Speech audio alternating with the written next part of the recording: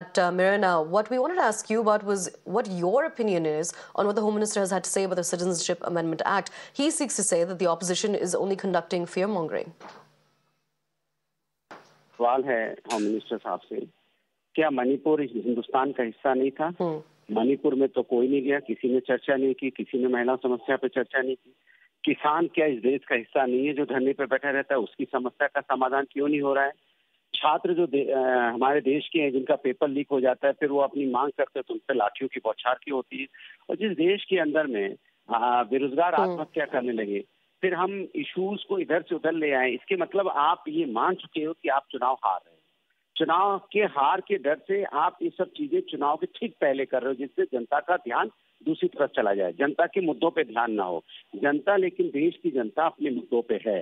महंगाई, बेरोजगारी, किसान, महिला और युवा, ये जो समस्याएं, इनके जो मुद्दे हैं वो हैं, और इसी मुद्दों पे चुनाव होगा। भारतीय जनता पार्टी कितना भी मुद्दा इधर से उधर कर ले, अरे जो लोग कहते थे कि हम 100 दिन में स्विस बैंक से काला धन ले आएंगे, वो एक अपने ही देश की बैंक से, एसबीआई से ये निकलवाने में विफल रहते हैं कि किसने पार्टी को, किस लोगों ने कितना कितना चंदा दिया, किस पार्टी को कितना मिला।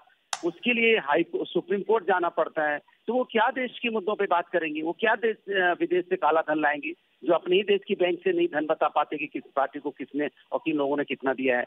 कमाल है ना।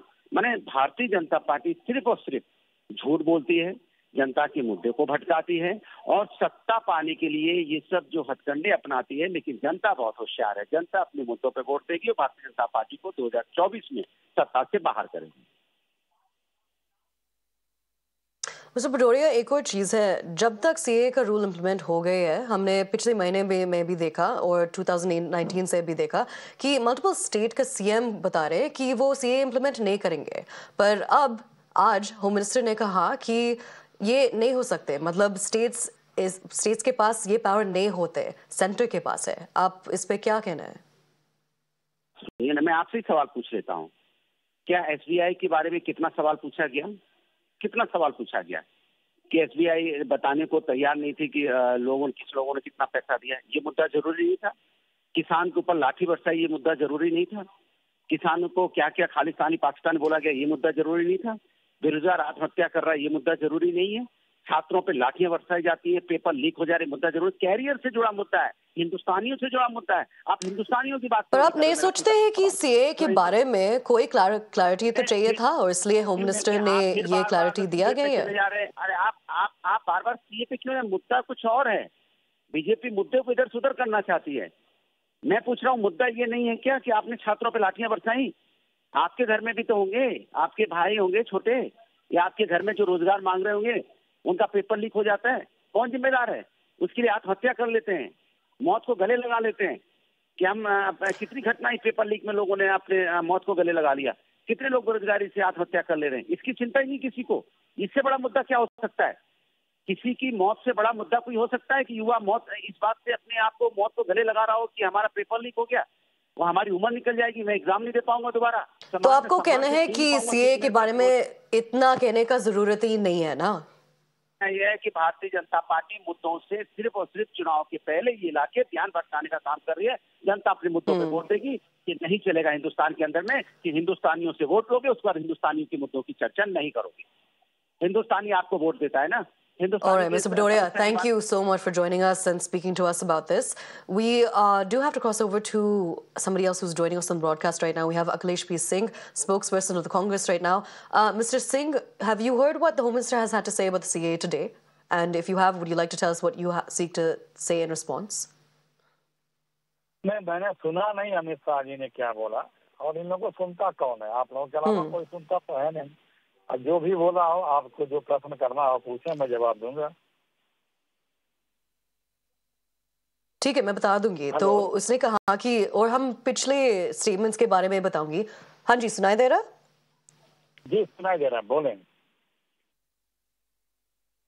जी। एक चीज जो होम मिनिस्टर ने आज किया है कि उसने कहा कि पिछले स्टेटमेंट्स जो पिछले वो स्टेट सीएम ने बनी है वो सीए के बारे में, कि उसने कहा कि स्टेट्स में सीए नहीं इम्प्लीमेंट हो जाएंगे।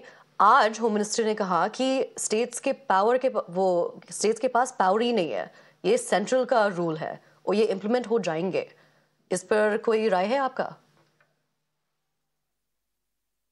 ये बात तो हमें लगता है कि रोजगार की समस्या समाप्त हो जाएगी। कोई बेरोजगार रहेगा नहीं, पूरे देशवासियों को रोजगार मिल जाएगा सीए लगने के बाद। महंगाई भी कंट्रोल हो जाएगी सीए आ जाने के बाद। बेरोजगारी भी मिट जाएगी, जो इन्फ्लेशन है वो भी कंट्रोल हो जाएगा। बॉर्डर की प्रॉब्लम भी सॉल्व हो जाएगी।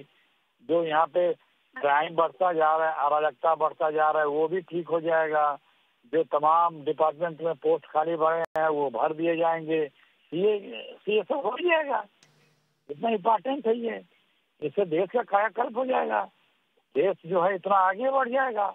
हमारी 5 ट्रिलियन की इकोनॉमी सीए लागू होते ही हो जाएगी। और हमारा जो है हम दुनिया में दूसरे तीसरे नंबर की इकोनॉमी हो जाएंगे। ये सब हो जाएगा सीए लागू होते ही। एकदम हो जाएगा, कोई डाउट नहीं है। ये लोग समझ नहीं रहे हैं क्या आदरणीय मोदी जी और आदरणीय अमित शाह जी के इन सब चलों से। 5 साल पहले पार्लियामेंट से पास हुए बिल को, जो बिल का एक्ट 6 महीने के अंदर बन जाने का नियम है, वो आप 4.5 साल में बना करके एक्ट चुनाव के पहले आप ला रहे हैं। तो लोग समझ रहे हैं आपके ये सब रंगे हुए जो चेहरे हैं ना, मुखौटे, उसको हिंदुस्तान के हर बच्चा पहचान रहा है। और इनको तो खुद ठीक से पहचान गया है। इस चुनाव में दिखा देगा। पहला ढूंढ में जाने का समय आ गया है। इस देश में इतनी समस्याएं हैं, खड़ी की हुई बीजेपी की है, ये ला के बता रहे हैं। लोग सब समझ रहे हैं, आप भी समझ रही हैं। प्रताप सिंह जी, शुक्रिया, बहुत बहुत शुक्रिया हमारे साथ बातचीत करने के लिए इस मुद्दे पर।